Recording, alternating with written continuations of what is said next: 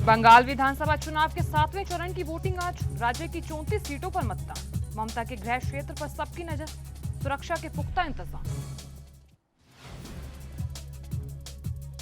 Corona vaccine की अलग अलग कीमतों पर कांग्रेस का केंद्र पर हमला। मोदी सरकार ने मुनाफाखोरी को दी परमिशन।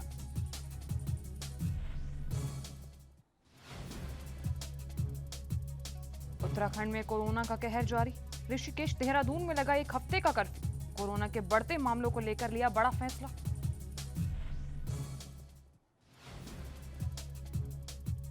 और कोरोना से लड़ाई में भारत के साथ आया अमेरिका। बोले बाइडेन, संकट में भारत ने की हमारी मदद, अब हम भी इंडिया की करेंगे मदद।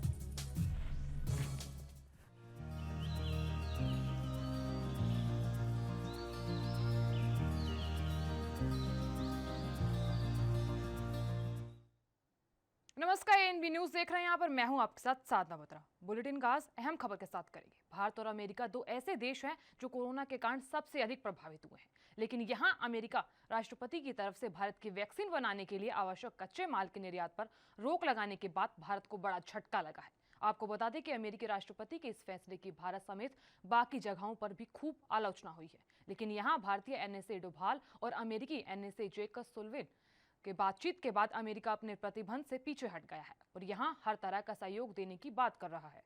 अब आपको ये बता दें कि सकारात्मक बदलाव में अब अमेरिकी राष्ट्रपति की ओर से एक बड़ा बयान भी सामने आया, जिसमें उन्होंने कहा कि भारत को मदद देने की प्रतिबद्धता को दोहराया गया है। यहां अमेरिकी राष्ट्रपति ने एक ट्वीट करते हुए कहा कि महामारी की शुरुआत में जब हमारे अस्पतालों पर भारी दबाव था, उस समय भारत ने अमेरिका के लिए जिस तरह सहायता की, उसी तरह भारत की जरूरत के समय भी मदद करने के लिए हम प्रतिबद्ध हैं।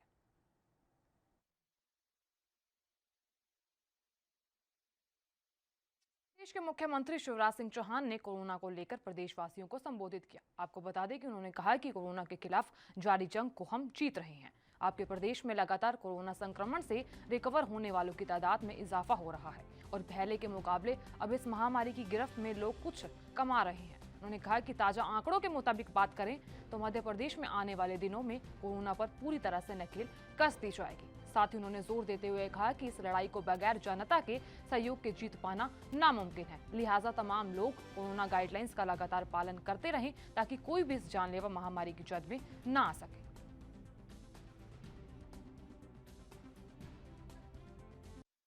प्रिय बहनों और भाइयों, बेटे और बेटियों, हम सब मिलकर कोरोना के खिलाफ युद्ध लड़ रहे हैं।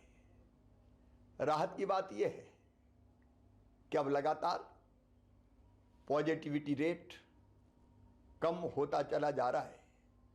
22 अप्रैल को पॉजिटिविटी रेट जहाँ 24.29% था, ये घटते घटते आज 25 अप्रैल को 23.01% हो गया। गेहूं के मौजूदा सीजन में मानसा जिले की विभिन्न अनाज मंडियों में गेहूं की सरकारी खरीद जारी है और यहां खरीद शुरू होने के बाद अब तक 4,29,000 मीट्रिक टन गेहूं की फसल आ चुकी है और अब विभिन्न खरीद एजेंसियों ने 3,61,049 मीट्रिक टन गेहूं की फसल खरीद भी ली है। तो यहां वहीं 2,18,155 मीट्रिक टन फसल की लिफ्टिंग हो चुकी है और जिसके लिए किसानों को 450 करोड़ रुपए की सीधी अदायगी उनके बैंक खाते में हो चुकी है।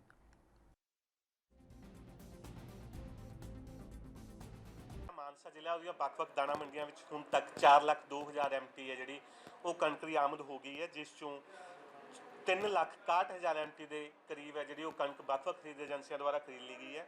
ਇਸ ਖਰੀਦ ਕੀਤੀ ਕਣਕ ਚੋਂ 2,18,000 ਐਮਟੀ ਕਣਕ ਹੈ ਜਿਹੜੀ ਉਹ ਵੱਖ-ਵੱਖ ਖਰੀਦ ਏਜੰਸੀਆਂ ਵੱਲੋਂ ਮੰਡੀਆਂ ਵਿੱਚ ਲਿਫਟ ਕੀਤੀ ਜਾ ਚੁੱਕੀ ਹੈ। ਜਿਹੜੇ ਮੰਡੀਆਂ ਦੇ ਸਾਰੇ ਪ੍ਰਬੰਧ ਹੈ ਉਹ ਪੂਰੇ ਨੇ। ਜਿਹੜੇ ਮੰਡੀਆਂ ਵਿੱਚ ਕਿਸਾਨ ਸੁੱਕੀ ਫਸਲ ਲੈ ਕੇ ਆ ਰਹੇ ਨੇ ਉਹ ਉਸੇ ਦਿਨ ਵੀ ਵਿਹਲੇ ਹੋ ਕੇ ਮੰਡੀਆਂ 'ਚੋਂ ਜਾ ਰਹੇ ਨੇ ਤੇ ਅਸੀਂ ਅੱਗੇ ਤੋਂ ਵੀ ਯਤਨ ਕਰਾਂਗੇ कि किसी भी किसान को किसी किस्म की कोई भी। उधर पंजाब के पटियाला से पुलिस को एक बड़ी कामयाबी हाथ लगी है। पुलिस ने एक शख्स के पास से 2 किलो 600 ग्राम अफीम बरामद की और यहाँ इस व्यक्ति के पुलिस ने नाकेबंदी के दौरान गिरफ्तार किया है। आपको बता दें कि पुलिस अधिकारी ने मामले में अधिक जानकारी देते हुए बताया कि नशा तस्कर पिछले 3-4 सालों से अफीम की सप्लाई कर रहा था और यहां झारखंड से माल लेकर इसे लोकल स्तर पर बेचा करता था और फिलहाल पुलिस ने आरोपी को कोर्ट में पेश कर 3 दिन की रिमांड में ले लिया है।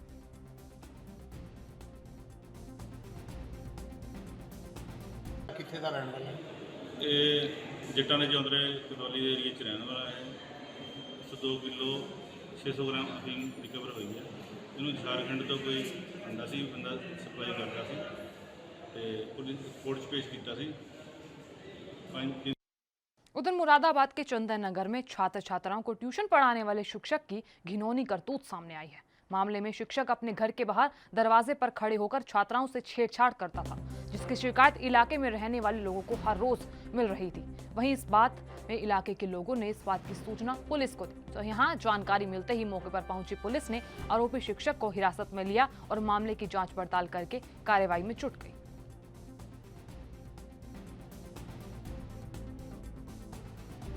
चलती फिरती लड़कियों को हाथ पकड़ के खींचता है। यह आज मौकेदार सुमित नाम है इसका, इसके साथ में कपिल नाम का लड़का और है। ये पूरा मोहल्ला बुराई कर रहा है। आज ये रंगे हाथ पकड़ा गया, फिर ने अपने आप को घर में बंद कर लिया पुलिस के द्वारा। बहुत 1 घंटे बाद इन्हें दरवाजा खोला। कौन से बच्चों को ट्यूशन पढ़ाता है? कौन सी क्लास की? ये पढ़ाता है 5 स्टैंडर्ड से लेके 12th स्टैंडर्ड तक के बच्चों को। पुलिस बुला लिया आपने? पुलिस आ गई है रेल चौकी से, सिविल लाइन थाने के द्वारा। समझ राम राम। हाँ। क्या चाहते हैं? ये चाहते हैं कानूनी कार्रवाई हो। ये साइको है, नरभक्षी, इसका इलाज हो। पूरा मोहल्ला कह रहा है इस बात को। कितने टाइम से लोग ऐसा करता रहा? 3 साल से कर रहा है परेशान। आज कैसे पता चला आपको? आज ये पता चला, इसे अपनी आंखों से देख। पश्चिम बंगाल में टीएमसी के नेता काजल सिन्हा का कोरोना के चलते निधन हो गया और इस चुनाव में खरदह विधानसभा सीट से टीएमसी उम्मीदवार थे और बताया जा रहा है कि काजल सिन्हा को 21 अप्रैल को कोलकाता की आईडी अस्पताल में भर्ती कराया गया था और इस बीच बताया गया कि कोरोना की जांच रिपोर्ट पॉजिटिव आई थी और जिसके बाद उन्हें अस्पताल में भर्ती कराया गया। रविवार यानी कि कल सुबह अस्पताल में उनकी मौत हो गई और बता दें कि 22 अप्रैल को खरदह विधानसभा सीट के लिए मतदान हो चुका है और उनकी मौत पर टीएमसी प्रमुख और सूबे की मुख्यमंत्री ममता बनर्जी ने ट्वीट किया। तो यहाँ ममता बनर्जी ने लिखा कि यह सुनकर बहुत ज्यादा दुख हुआ।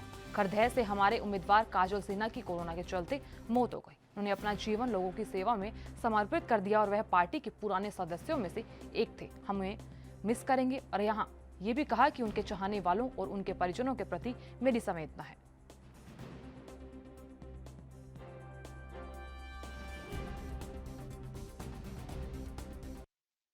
उधर मध्य प्रदेश की राजधानी भोपाल में कोरोना संक्रमण के बढ़ते मामलों और अस्पतालों में बेड के लिए मची आपाधापी के बीच मदद के लिए रेलवे आ गया है। तो यहाँ पश्चिम मध्य रेलवे ने भोपाल रेलवे स्टेशन पर 20 कोविड देखभाल कोच की व्यवस्था की। आपको बता दें कि जो पूरी तरह से कार्य करना शुरू कर देंगे। तो यहाँ केंद्रीय रेल मंत्री पीयूष गोयल ने शनिवार को ट्वीट कर इसकी जानकारी दी। तो यहाँ गोयल ने लिखा कि भोपाल में भारतीय रेल ने 20 कोविड केयर कोच की व्यवस्था की है और जिसमें 320 बेड है और ये कोच 25 अप्रैल से पूरी तरह कार्य करना आरंभ कर देंगे। इस बीच बताया जा रहा है कि रेल कोच में मौजूद बर्थ को हॉस्पिटल बेड की तरह आकार दिया गया है और यहाँ भीषण गर्मी में मरीजों को ठंडक के लिए कोच की खिड़कियों में कूलर की व्यवस्था भी की गई है और यहाँ ट्रेन की छत पर खास की चादर भी बिछाई गई है और जिसे पानी से नियमित ठंडा किया जाएगा। और यहाँ कोविड के शुरुआती मरीजों के लिए जिन्हें अस्पताल में आइसोलेशन के लिए बेड नहीं मिल पा रहा और जिनके घरों में भी व्यवस्था नहीं है, इसीलिए ये गंभीर मरीजों को इनमें नहीं रखा जा सकता। भोपाल रेल मंडल ने माननीय रेल मंत्री जी के मार्गदर्शन में अपने कुछ कोचेस को मॉडिफाई किया है इस तरह से कि हम कोविड के पेशेंट्स को आइसोलेट करके उन कोचेस में ट्रीटमेंट के लिए रख सकें। ऐसे 20-20 कोचेस हम हबीबगंज और भोपाल स्टेशन पर रखने वाले हैं जो स्टेट गवर्नमेंट के सुपुर्द हम करेंगे। इन कोचेस में एक मिनी हॉस्पिटल वार्ड की तरह सारी सुविधाएं हमने प्रोवाइड की हुई हैं। Individual beds, linen, dustbins for medical waste और नॉन मेडिकल वेस्ट। इसी तरह से जो भी पीपी किट्स और इक्विपमेंट्स डॉक्टर्स और पैरामेडिक्स को चाहिए हैं और सारी मेडिसिन, हेल्थ एंड हाइजीन की पर्याप्त व्यवस्था है। इन कोचेस को हम फोर्स्ड एयर कूलिंग भी कर रहे हैं। हाई टेम्परेचर, एम्बिएंट टेम्परेचर बढ़ गया है, इसलिए हम forced air cooling with ventilation provide कर रहे हैं।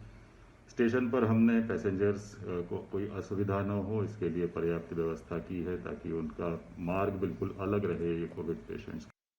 चलिए आपको सीधे बड़ी खबर की ओर ले चलते हैं और इस वक्त की बड़ी और अहम खबर तमाम दर्शकों को बता दें। पश्चिम बंगाल में विधानसभा चुनाव जारी है और आज 7वें चरण के लिए मतदान शुरू हो चुके हैं। ये बड़ी खबर आप तक पहुंचा रहे हैं पश्चिम बंगाल से इस वक्त की अहम और बड़ी जानकारी।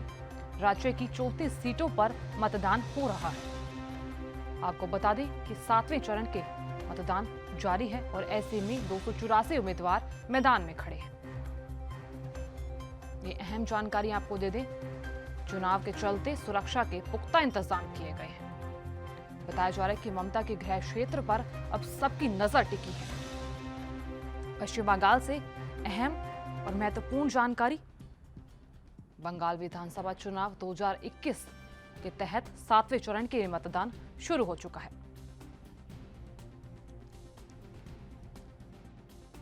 कि राज्य की 34 सीटों पर मतदान हो रहा है और ऐसे में मतदान के चलते सुरक्षा के पुख्ता इंतजाम किए गए हैं।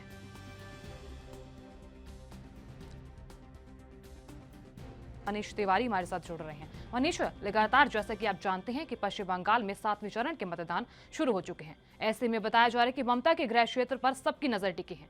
फिलहाल क्या कुछ जानकारी सामने आ रही है? बिल्कुल साधना जी, आपको बता दें कि देश में जो है कोरोना वायरस के संकट के बीच जो है ये चुनाव चल रहा है। आज ये 7वें चरण की वोटिंग शुरू हो गई है। इस चरण में बता दें कि 34 विधानसभा सीटों पर वोट डाले जा रहे हैं। 34 विधानसभा क्षेत्रों में कुल 86,78,221 मतदाता हैं, जो कि 284 उम्मीदवारों की किस्मत का जो है फैसला करेंगे। इनमें से आपको बता दें 40 लाख से ऊपर जो है पुरुष मतदाता हैं और 42 लाख से ऊपर जो है महिलाएं शामिल हैं। ये जो वोटिंग हो रही है मालदा, कोलकाता दक्षिण और मुर्शिदाबाद, पश्चिम वर्धमान और दक्षिण दिनाजपुर में ये मतदान हो रहा है। इस दौरान ये बता दें कि ये मतदान जो है 6:30 बजे तक होगा, जो अभी 7 बजे शुरू हुआ है। मुर्शिदाबाद और पश्चिम बर्धमान जिले के 9 और दक्षिण दिनाजपुर और मालदा जिलों के 6 और कोलकाता दक्षिण के 4 विधानसभा क्षेत्रों में ये वोटिंग हो रही है। मनीष, आपसे जानना चाहेंगे, जैसा कि मौजूदा हालातों को देखा जाए तो कोरोना वायरस अपना कहर भर पा रहा है और ऐसे में सुरक्षा के क्या कुछ इंतजाम किए गए? बिल्कुल बता दें, सुरक्षा के पुख्ता इंतजाम किए गए हैं। ये चरण में इनमें आपको बता दें कि केंद्रीय बलों की कम से कम 796 कंपनी तैनात की गई है। वही शमशेरगंज और जहांगीरपुर 2 उम्मीदवारों के निधन के बाद इन दोनों सीटों पर मतदान को स्थगित कर दिया गया है। इन दोनों सीटों पर मतदान के लिए 16 मई की तारीख तय की गई है।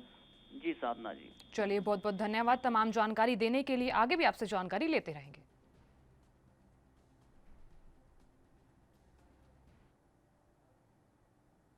देश भर में कोरोना वायरस महामारी की वजह से हालात बद से बदतर होते जा रहे हैं और यहाँ कई राज्यों में स्वास्थ्य सेवाएं चरमराने लगी हैं। तो वहीं किसी को बेड नहीं मिल रहा तो किसी मरीज को ऑक्सीजन की कमी हो रही है और इन सब के बीच पश्चिम बंगाल में विधानसभा चुनाव चल रहे हैं। आपको बता दें कि चुनाव के दौरान अब बंगाल में भी कोरोना के रिकॉर्ड तोड़ मामले सामने आ लगे हैं और ऐसे में बात अगर दिनाजपुर की करें तो वहाँ दिनाजपुर में कोरोना के प्रकोप रूप दिखाना शुरू कर दिया है और इस दौरान पोलिंग बूथ कर्मचारियों का साफ तौर पर कहना है कि चुनाव के बीच यहाँ सोशल डिस्टेंसिंग का पालन नहीं किया जा रहा और यहाँ हमें खुद भी डर लग रहा है कि कभी हम पॉजिटिव ना हो जाए।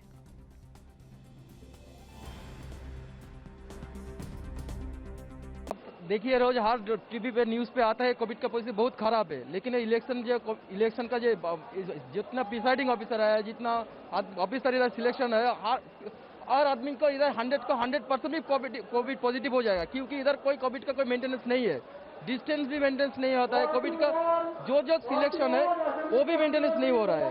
ठीक है, यहाँ पर कोविड का कोई पॉलिसी नहीं। हम लोग बहुत सोच में है कि अगर घर जाके हम लोग पॉजिटिव जरूर हो जाएंगे, इधर से घर जाके हमारा फैमिली जो है उसको क्या जवाब देंगे, हमारा फैमिली भी पॉजिटिव हो सकता है।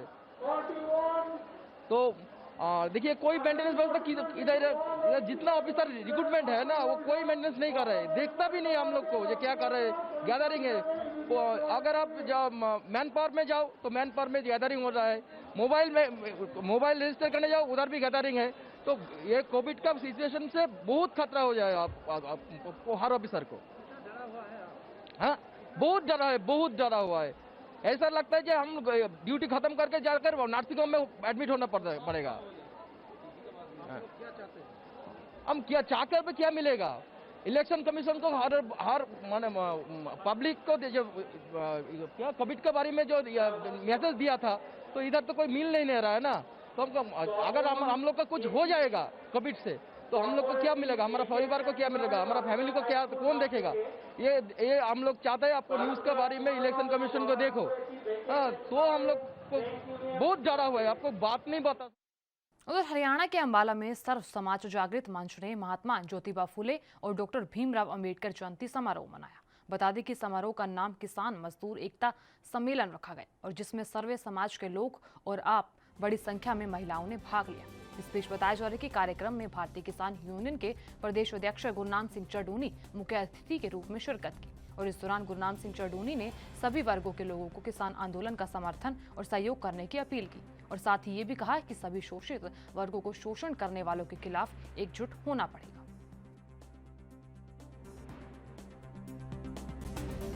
देखिए, आज यहाँ जो हमारे बहुजन समाज के भाई थे, उन्होंने यहाँ पे प्रोग्राम रखा था और मैं उनका धन्यवाद करना चाहूँगा सबसे पहले तो कि उन्होंने बहुत अच्छा प्रोग्राम करवाया और बहुत अच्छी उनकी सोच है कि जो देश में शोषित लोग हैं वो एक मंच पे आके और उन लोगों के विरुद्ध लड़ें जो हमारा शोषण कर रहे हैं, जो जिन्होंने पूरा देश लूट खाया है। तो यहाँ पे आज हम आए थे और जो आज का आंदोलन चल रहा है वो भी सभी का आंदोलन है, वो केवल किसान आंदोलन नहीं है और उसमें किसान, मजदूर, दुकान वाले सभी भाई उसको मिलके लड़ेंगे और तब तक लड़ेंगे जब तक ये आंदोलन जीत नहीं जाते, क्योंकि ये आंदोलन पैदा करने वाला, फसल पैदा करने वाले का भी है, अनाज खान। और यहाँ लेंगे एक छोटा सा ब्रेक। बने रहिए हमारे साथ और देखते रहिए ANP न्यूज़।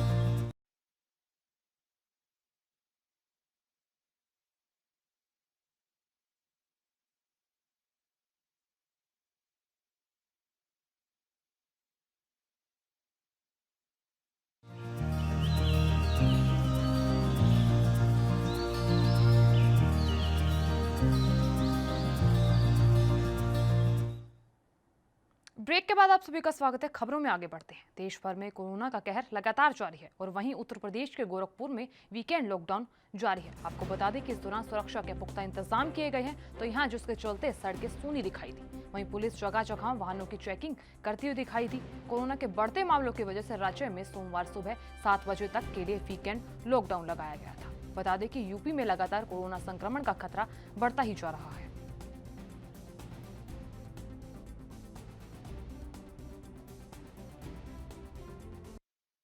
उधर माया नगरी मुंबई से जॉन अब्राहम की जिंदादिली का एक वीडियो सोशल मीडिया पर जमकर वायरल हो रहा है। दरअसल यहां जॉन खुद आगे आकर एक बस ड्राइवर के साथ फोटो खिंचवाई और कहा कि ये हमारे अपने लोग हैं और यहां जॉन अब्राहम के अंदाज लोगों को खूब रास आ रहा है। आपको बता दें कि इस बीच आप तस्वीरों में साफ तौर पर देख भी सकते हैं कि जॉन किस तरह से फनी मूड में नजर आ रहे हैं और लोगों का अभिवादन स्वीकार कर रहे हैं।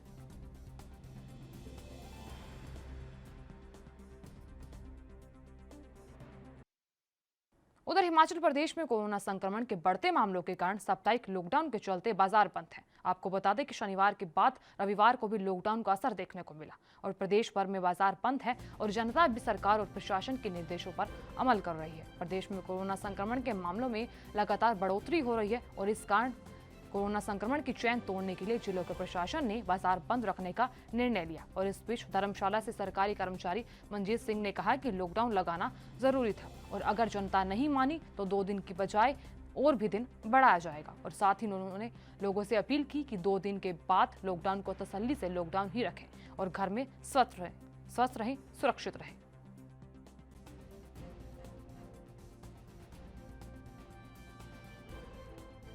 धर्मशाला में अभी तो कहा जा सकता है कि हालत सामान्य है, लेकिन अगर पब्लिक इसके प्रति जागरूक ना हुई तो आने वाले टाइम में स्थिति गंभीर हो सकती है। तो कई लोगों का मानना है कि लॉकडाउन से बिजनेस का भी नुकसान हो रहा है और भी कई चीज़ों का नुकसान हो रहा है, आप क्या मानते हैं? उनका अपनी जगह मानना ठीक है, लेकिन ये पूर्णतः गलत है। जब आप स्वस्थ रहेंगे तभी बिजनेस और बाकी बातें चलेंगी। अगर आप स्वस्थ नहीं हैं तो बिजनेस कोई मैटर नहीं करता। बाकी भगवान ने सबको अपने इस बुद्धि के हिसाब से रखा हुआ है, पर मेरा यही मानना है कि स्वस्थ पहले, बाकी बिजनेस बातें सब सेकेंडरी हैं। आपको लगता है लॉकडाउन जरूरी था? बिल्कुल ज़रूरी था। अगर पब्लिक जागरूक नहीं हुई तो ये 2 दिन का लॉकडाउन बढ़ के 3, 4, 5 दिन भी हो सकता है।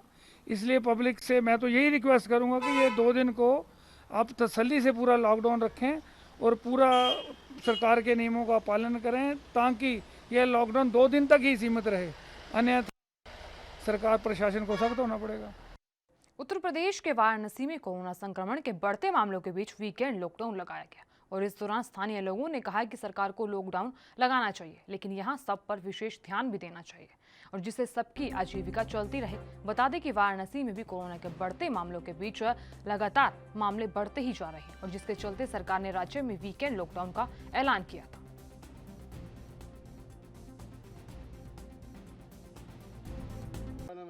हमारा नाम भरत पांडे, प्रयाग घाट।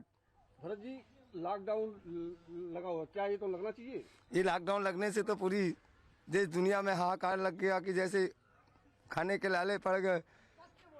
सत्य के बोल के गंगा जी के किनारे में बोलता हूँ, जो भी हमारे घाट पे किनारे जुड़े हुए भाई बंधुओं, ब्राह्मण, माझी, दुकानदार, जितने भी गंगा जी से जुड़े हुए हैं, सभी की आर्थिक स्थिति कमजोर के साथ साथ दुखों का सामना करना हो रहा है। ऐसा तो अगला बार पहला लॉकडाउन में नहीं था, मगर अब की लॉकडाउन तो सबक सिखा के आदमी का निचोड़ करके रख दिया, जैसे नींबू निचोड़ करके रस निकाला जाता है। क्या ऐसा सरकार हमने तो देखा ही नहीं थे। आने वाला सरकार तो और भी खराब जाएगा। बोले गंगा मैया की जय। हर हर। हरियाणा के चरखी दादरी जिले के पिचोपा गांव के युवक प्रवीण ने 1 साल पहले लॉकडाउन की वजह से खराब हालतों को देखते हुए एक ऑनलाइन ऐप लोकल कार्ट बनाया और ताकि लोगों को जरूरत का सामान उनके घर पर मिल सके। और इस पिछड़े हुए क्षेत्र में इस ऐप से पहले यहाँ का कोई लोकल ऐप नहीं था और बताया जा रहा है कि शहर भर के लोग अब इसी ऐप का इस्तेमाल करते हैं और अब लोग इसे जमकर खरीदारी भी कर रहे हैं। और यहाँ 1 साल पूरा होने को है और यहाँ प्रवीण ने सैनिटाइजर और मास्क बांटकर अपनी खुशी जाहिर की।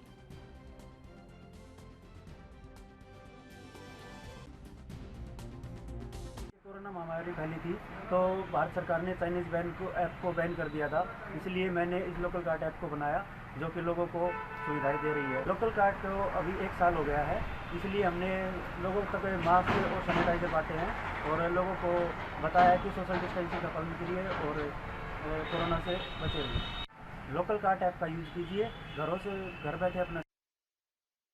उधर मध्य प्रदेश के बेटमा के लोगों के लिए राहत की खबर है। जिले में कोरोना के बढ़ते मामलों के चलते जिले में क्वारंटीन सेंटर बनाया गया है। आपको बता दें कि राज्य सरकार के आदेश पर प्रशासनिक अधिकारियों के साथ पूर्व विधायक मनोज पटेल ने गार्डन का निरीक्षण कर क्वारंटीन सेंटर को स्वीकृति प्रदान की। यहां मनीष पटेल ने कहा कि इस बीच सेंटर में पहले 100 से 150 बेडों की व्यवस्था की जाएगी और साथ ही प्रशिक्षित डॉक्टर और एम्बुलेंस की सुविधा भी उपलब्ध रहेगी।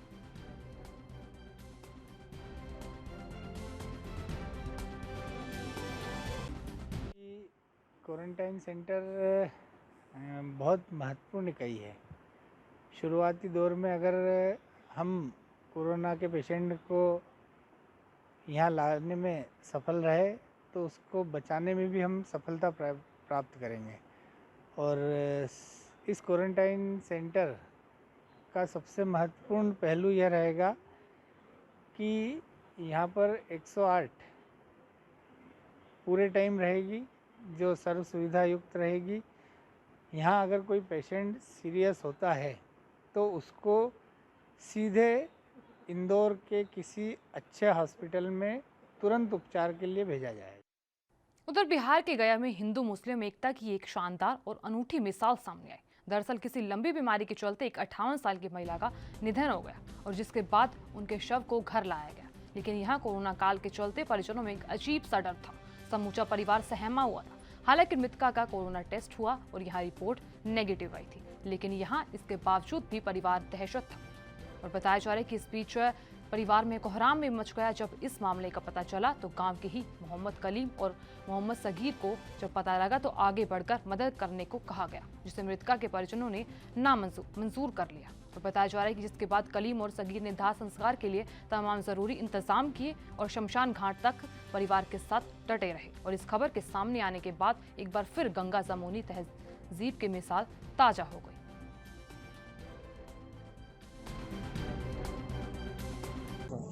कुछ हुआ नहीं, वो कुछ बीमारी हुआ, उन्होंने वहाँ से भागे वो मामले लेके आए हॉस्पिटल में, तो यहाँ उन्होंने डॉक्टर साहब ने उनको कह दिया भाई कोरोना में चेक हुआ था उनका, मालूम था जैसे हम लोग को, लेकिन उनका कोरोना निकला नहीं था, नेगेटिव निकला था। उसके बाद उनका डेथ हो गया, तो वो घर लेके चले गए। अब गांव वाले इतना सहमे डर में, वो उन्होंने हाथ नहीं लगाया किसी ने भी। उनके कितने बेटे हैं मृतक के? उनके 2 बेटे। उन लोगों ने आगे बढ़ के नहीं आ रहे थे? हाँ, कुछ डर था उन लोगों के अंदर। आप लोगों ने जब वहाँ बढ़े हैं उसके बाद? हाँ, तो उनको साहस मिला पूरा। उसके बाद हाँ, उनका हिम्मत बढ़ गया उन लोगों को। तो पेट पे हमने खुद अपने हाथों से बांस काटा, क्या बोलते हैं उसको, जो बनता है उसको हमने खुद बनाया, अपने हाथों से बनाया। उसके बाद गेट के पास लाया, फिर बॉडी का मैंने खुद अपनी चौकी पे उठा के उसको नहलवाया। मैंने नहलवाने के बाद उसको खुद मैंने अर्थी उठा के अपनी चटाई में रखा। उसके बाद कांधे से ले जाके अपने शमशान घाट यानी अंत तक हम।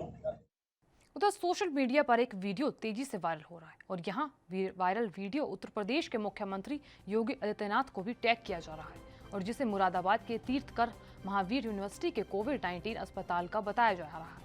और यहाँ वायरल हुई वीडियो को गंभीरता से देखते हुए मुरादाबाद कमिश्नर और डीएम मुरादाबाद मौके पर पहुंचे और बताया जा रहा है कि कोविड-19 हॉस्पिटल का निरीक्षण दोनों अधिकारियों ने किया और जांच में वायरल वीडियो फर्जी पाया गया, जिसके बाद मुरादाबाद के एसपी सिटी अमित कुमार आनंद ने अफवाह फैलाने के खिलाफ कार्रवाई की बात कही।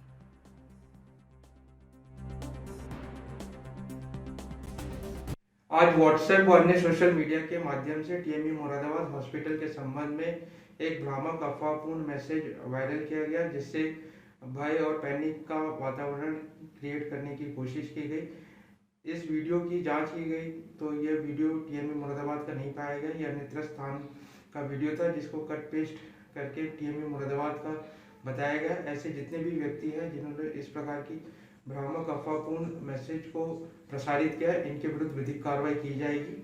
मेरी सभी से अपील है कि किसी भी अफवाह को न फैलाए, न फैलने दे। किसी भी इंफॉर्मेशन की सत्यता की जांच करें तभी। फिलहाल के लिए इस बुलेटिन में इतना ही। आप देखते रहिए ANB न्यूज़। नमस्कार।